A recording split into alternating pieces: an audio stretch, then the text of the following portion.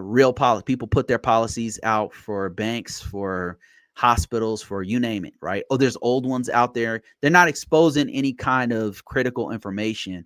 It's basic security practice type stuff that anyone can do. Um, Another industry. Now, there's hundreds and hundreds of industries and sectors. I'm just giving you a few that will lead you down the right path.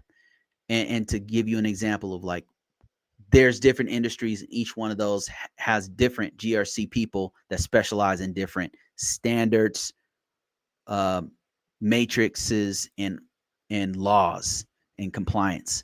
So another one is retail. Another one is, I don't know, transportation. Another one's energy. All of these have their own laws that they have to abide by.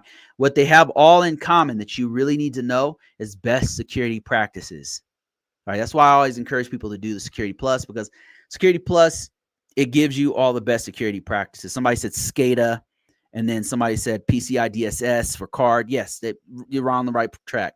Each one of these is relying on a different industry, because I could tell you, having done GRC in the government for a long time, we don't normally do PCI DSS. That's like not a normal thing that we do. It's not part of our, you know, we don't need it. So unless you work in the PX on base, they probably need it.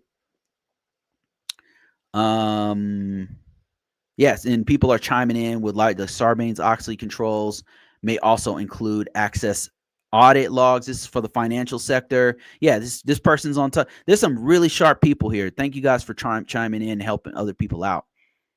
Yeah, that's awesome. Thank you for that, Arwin. That's exactly right.